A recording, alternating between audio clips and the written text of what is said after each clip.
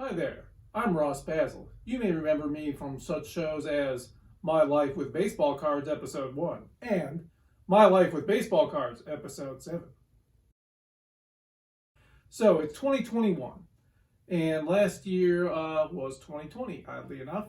And at this time of year, we were wondering for months whether there was going to be a baseball season. So I tortured many of you with 7 episodes of My Life with Baseball Cards. And this year I wanted to provide an update. Not because we're going to miss baseball this year, but because there are new, shocking developments in my baseball card life.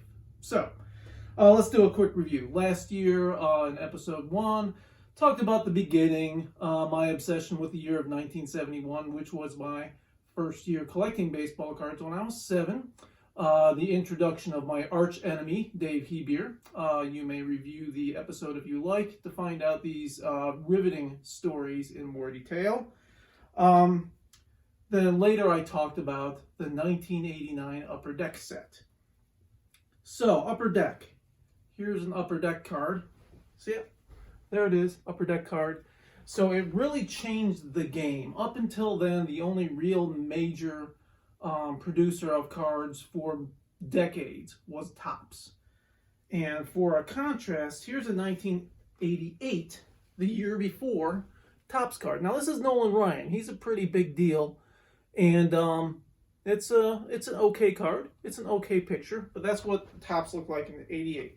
In the same year of '89, here's a Ron Guidry card. Now, Ron Guidry had a big year. One of the best years a pitcher ever had a few years earlier.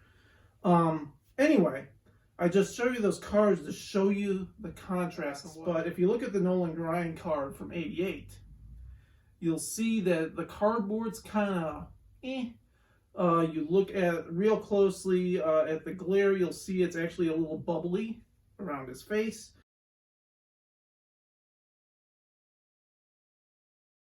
And if you look at the back of the card, it's kind of like, 1950s stock, bland color. I mean, it has all the stats. That's pretty cool. In '89, you have the Ron Guidry card. It's, again, regular old cardboard. Looks okay. The photo's okay. A little washed out. Not real high-tech looking. But look at the back. Again, almost a 1950s style print. Kind of pink on the back for everybody. Now you look at the '89 card. This is Drew Hall, kind of a nobody pitcher, although he does have a really sharp uniform on for the Cubs. Look at the card. So you've got a really cool theme on the side here. You got the baseline here. Upper Deck, very discreet here in the corner. Not much taking up the card except for the picture of the player and the logo of the team on the card. Very unusual for back then.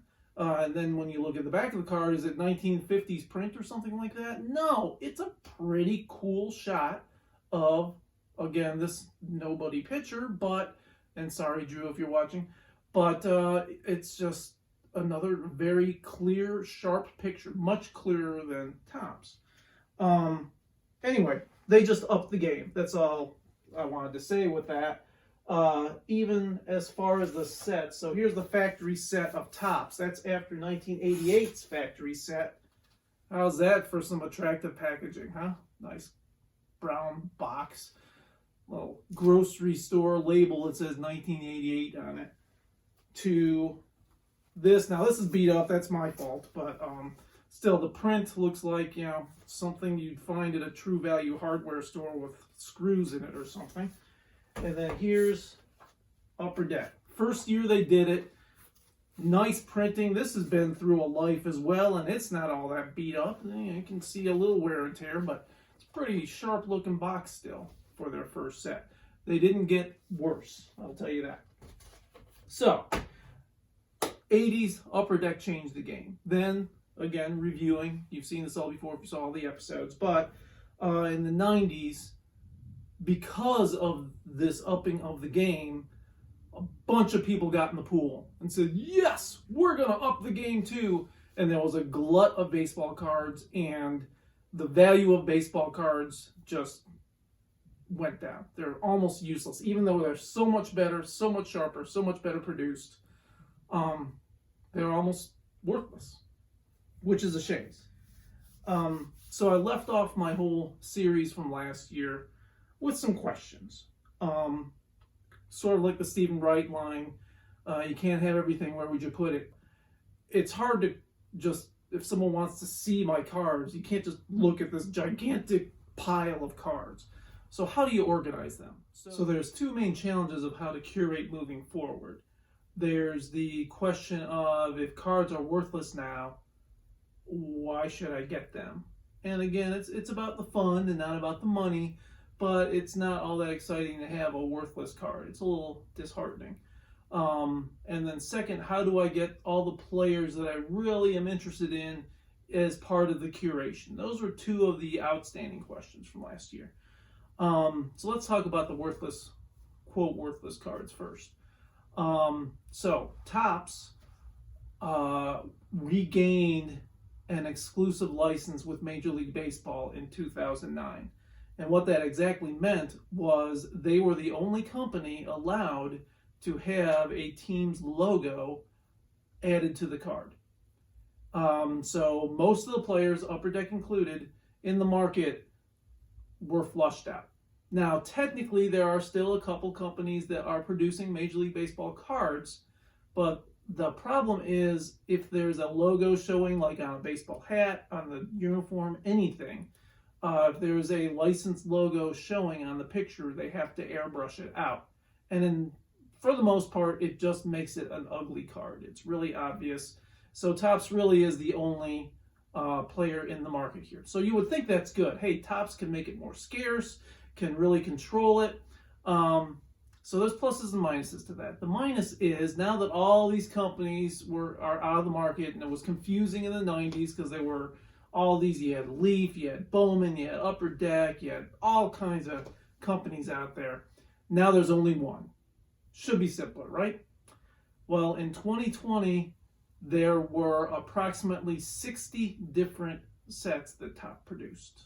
So, no, it's not as simple as you would hope.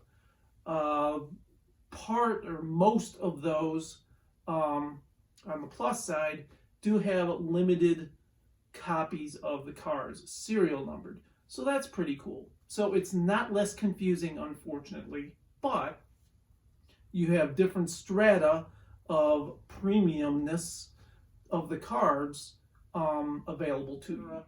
And I wasn't really sold at first. And I finally bought one. I was like, it's kind of cool. And then I did a little more research, and there's a lot more cards that are relic cards. So I'm going to get much more into relics here in a minute. All right, the other thing was how to get more players into my curation list.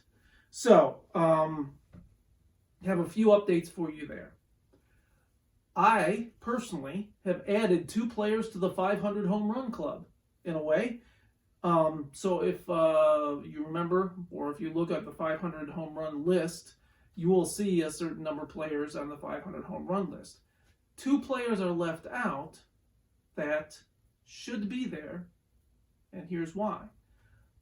Those 500 Home Run lists that you see that are generally accepted do not include postseason home runs. Now, postseason games are major league games. In fact, they're tougher major league games than most major league games.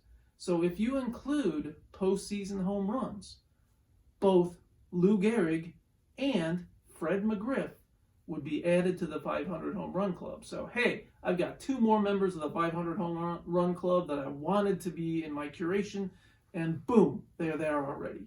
I also have several cards that I had placeholders for during my last set of episodes that I've gotten, well, actuals instead of placeholders for, and I will give you some updates on those right now.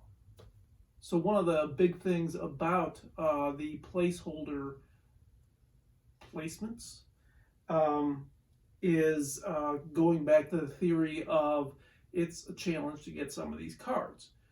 So Eddie Plank, Cy Young, Lou Gehrig, all of these, there are 2 challenges. One is it's hard for the really early 1900s like Eddie Plank and Cy Young to even find a card with a picture. So you can get paintings of Cy Young or paintings of Eddie Plank. Those are fairly available. But there is a pretty limited number of cards that have photographs of those early time players. I'm only aware of two Eddie Plank cards and two Cy Young cards that have photographs.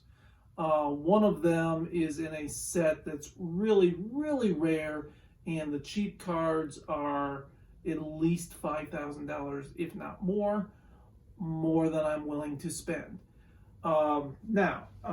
We did talk about in the previous episodes the Christy Mathewson card that I found, and it is the Polo Grounds set from 1914. And now I have another Polo Grounds card with Eddie Plank. So here's my Eddie Plank, yay! Actual photograph card from 1914. So I have two of them with the Polo Ground backs. Again, this is the stadium that the Giants primarily played in when they were in New York, and the Yankees actually spent some time there as well. So that is my Eddie Plank card. There you go. Lucy disagrees, but it's what it is. Now, next is the Cy Young card.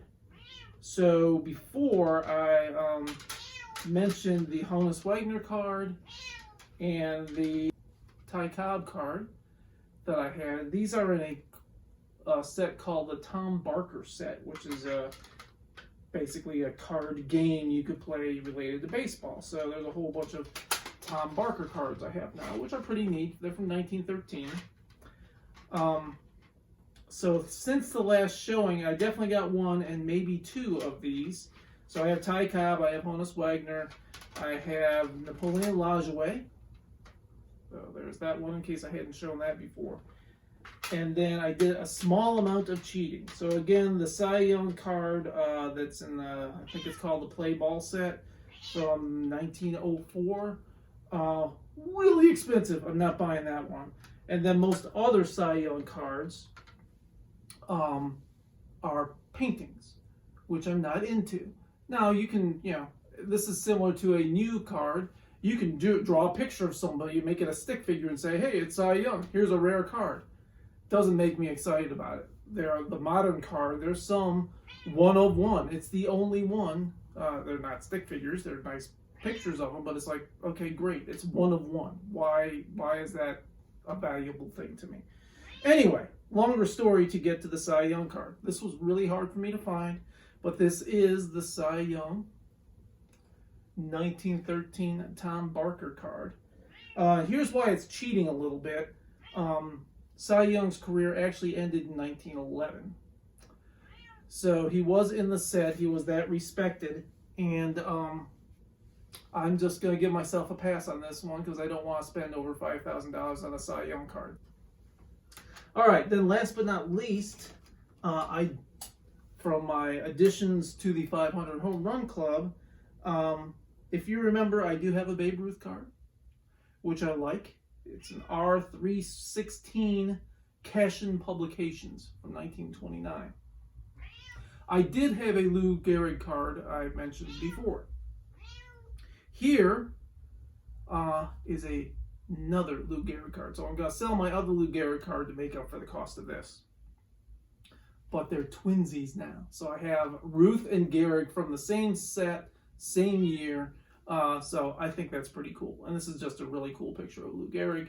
So very happy with that. So I'm pretty happy with all of these. The Eddie Plank, the Cy Young, and the Lou Gehrig. All of these I was looking for quite a bit on eBay. It's really hard to set up a reliable search to even find these, to automate it. So I was looking on eBay pretty frequently to find them. Both these, the Gehrig and the Plank, I just didn't even get the bids because they got way too crazy on previous bids. So I've seen these both twice. Got them the second time, both times. Plank, actually, I found just by doing a weirder search. I think I just got it because most people couldn't find them on their eBay search. Because I don't remember the details, but the normal search for Eddie Plank Polo Grounds did not work. So through a technicality, I was able to get the Ed Plank card. Anyhow, these completed all of the milestone groups for Major League Baseball players with photographs on their baseball cards. Okie dokie, let's jump into relics. So the first relic card to look at is my new member of the 500 Home Run Club, Mr. Fred McGriff. So this is a pretty cool card. It's got a nice picture of Fred with his follow-through swing. So this is number 51 of 196. So this is a serial numbered card. So let's talk about the good things about relics first. So it's good in that they're a specific amount produced, and that's cool. This 196 is a pretty high number. A lot of them get lower than that, but 196 is reasonable. Also, keep in mind that some of these series, and you have to do your research, have parallels. Don't know about this one yet, haven't researched it.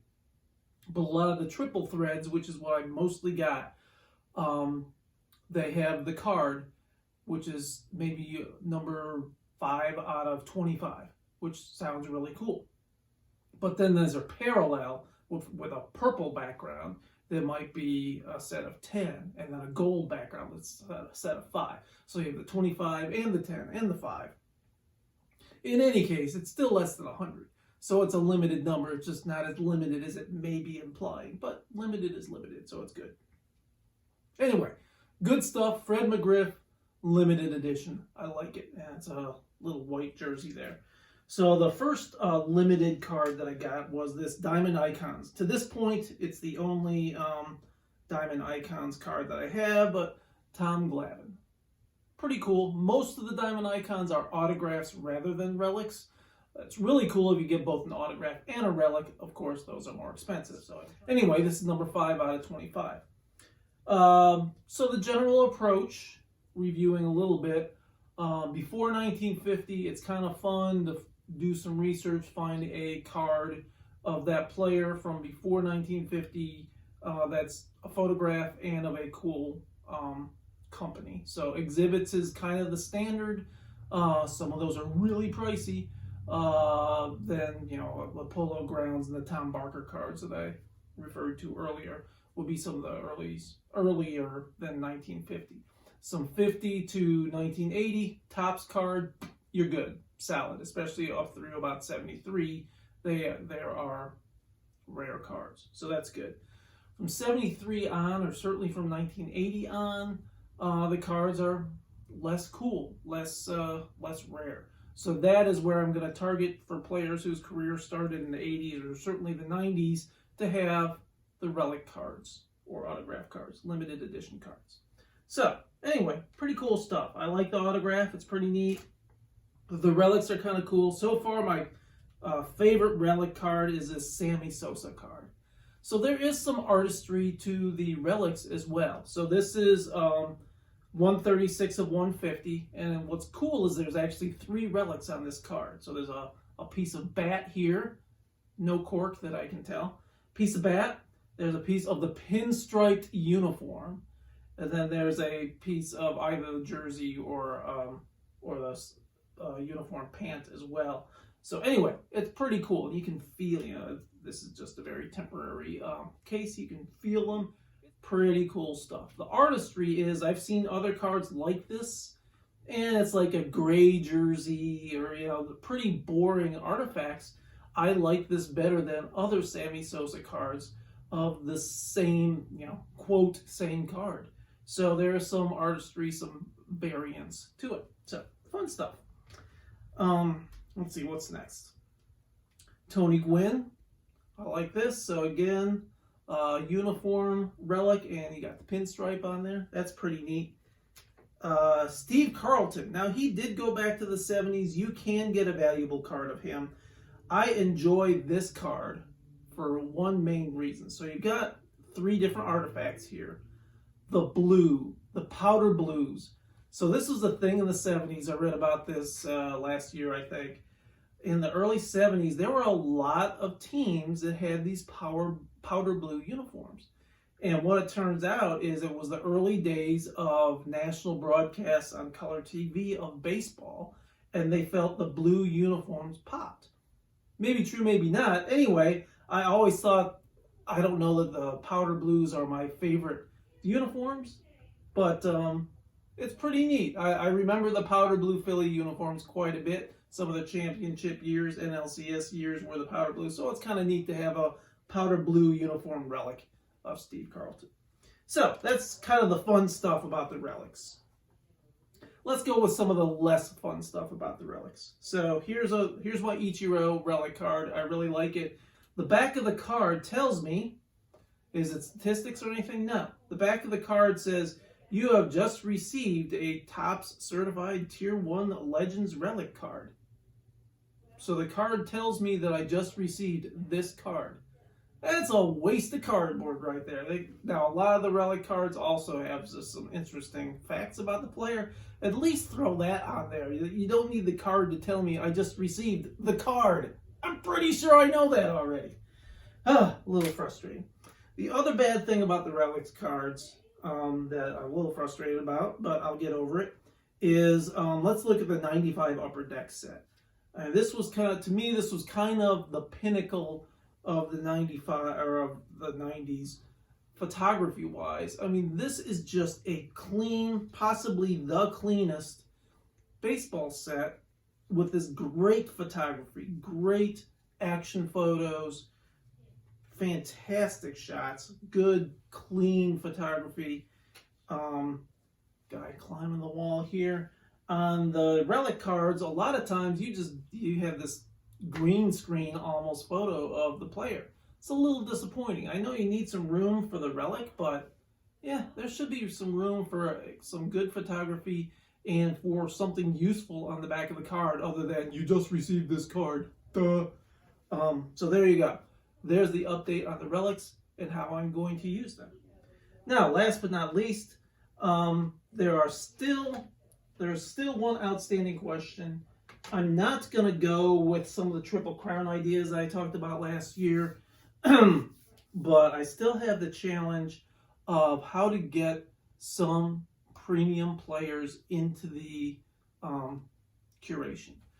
I think the solution is going to be, I'm going to produce some more of these hope chests. So I have the Braves are my favorite team and the Cubs are my favorite team. They're tied as my favorite teams. I think I'm going to add, as much as this may sound like the evil empire here, I think I'm going to add a Yankees collection. I don't know that I'm going to get this fancy with them. And specifically a Brooklyn Dodgers collection. Because a lot of people like Joe DiMaggio, Jackie Robinson, players like that don't fit in the Milestone Club, but they're cool to have. A lot of those players are covered by either being on the Yankees or the Brooklyn Dodgers specifically. So there you go. I'm looking at that. There's still some question out there. Where does Bob Feller fit? Where does Carlton Fisk fit? How many of those other players do I want to include? I don't know. Those might be topics for the next My Life with Baseball Cards. Thanks for watching. Appreciate it.